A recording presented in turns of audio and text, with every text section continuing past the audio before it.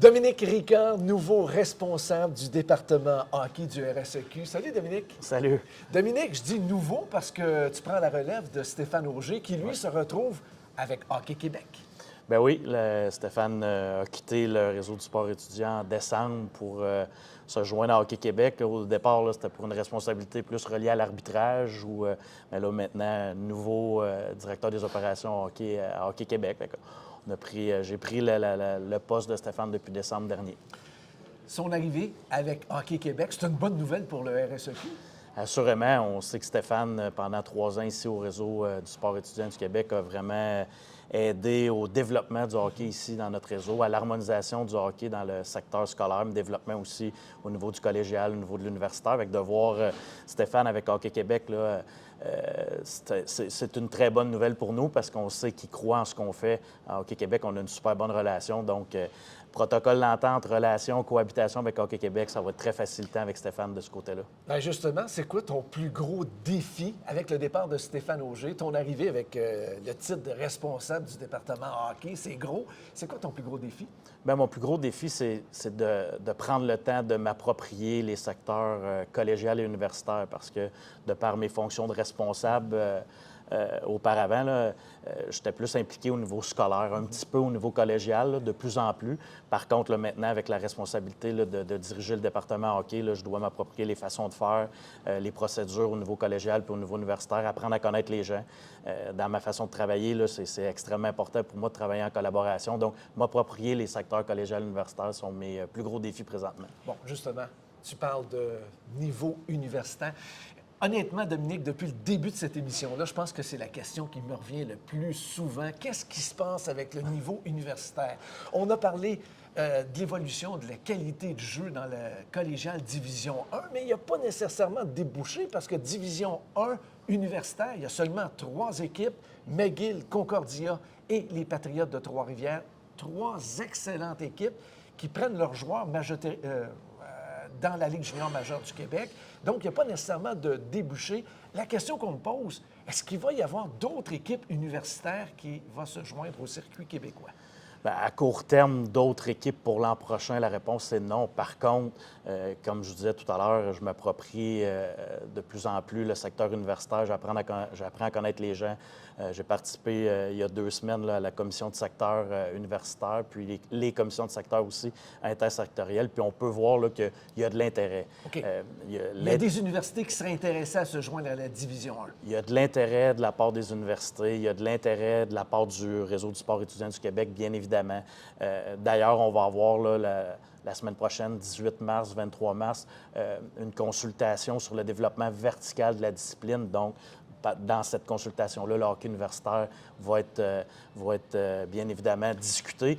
Oui, il y a de l'intérêt. Oui, il y a des choses qui éventuellement, je pense, vont se mettre en place, mais on est en train aussi de ficeler tout le travail pour être capable d'arriver à quelque chose de positif. Il y a des équipes, il y a des universités intéressées à se joindre à la Division 1. Ce ne sera pas pour l'année prochaine. Est-ce que ça pourrait être pour l'année suivante? Bien, on est positif. C'est certain qu'on veut toujours faire les choses le plus rapidement possible.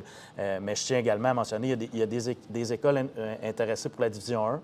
Il y a des écoles aussi intéressées pour la Division 2 en masculin parce qu'on a déjà 3 écoles, 3 universités présentement avec l'ETS, Concordia, puis l'UQAC qui évoluent en Division 2 masculin. On a un intérêt aussi de la part de certaines universités et également en féminin. Est-ce que, bon, on va rester avec la Division 2 universitaire.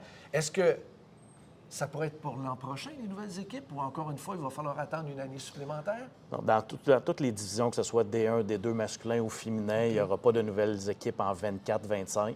Par contre, comme je mentionnais, les travaux qui sont en train de se faire avec la consultation, le développement vertical, ficeler les différents intervenants, les différents secteurs, on est positif d'avoir quelque chose pour 25-26. Seulement 3 équipes Division 2. Il y a quand même un calendrier prévu pour l'an prochain. Les équipes vont poursuivre leurs activités. Il y a un calendrier entre eux, puis les équipes aussi là, vont compléter leur calendrier avec certains événements ou sous forme là, plus le travel team. Mais oui, en universitaire masculin des 2 l'an prochain, il y a un calendrier pour les 3 universités présentes. Pour l'an prochain, universitaire féminin maintenant, qu'est-ce qui se passe?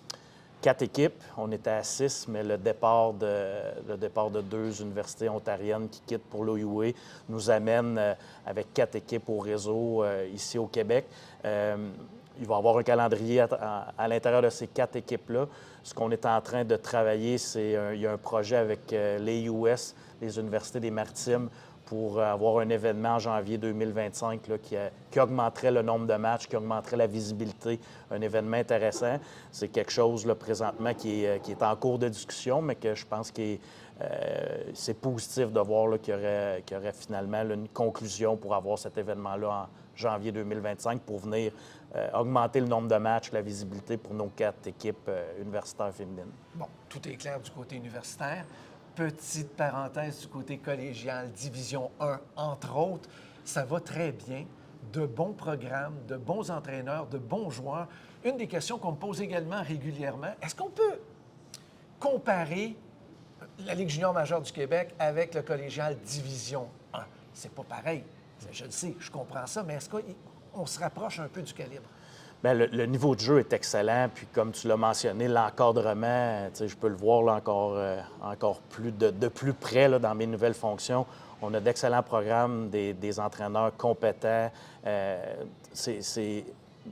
Souvent, on manque un petit peu de visibilité, on pourrait le démontrer un petit peu plus parce que c'est vraiment excellent l'encadrement. Le niveau de jeu, moi, je le vois plus comme un niveau de jeu qui s'apparente à les ligues junior A des Maritimes, la BCHL, le junior 3A. Puis c'est quelque chose qui vient me chercher. Au lieu de se comparer au junior majeur, je pense qu'on doit plus se comparer aux meilleures ligues junior A à travers le Canada. Puis ça vient me chercher souvent de voir qu'il y a un exode d'étudiants athlètes pour ces programmes-là dans les Maritimes, en Ontario ou dans l'Ouest canadien, quand on a en collégial D1 un encadrement extraordinaire puis un produit qui est vraiment, selon moi, méconnu puis il n'y a rien à envier à certaines ligues là, junior A à travers le Canada.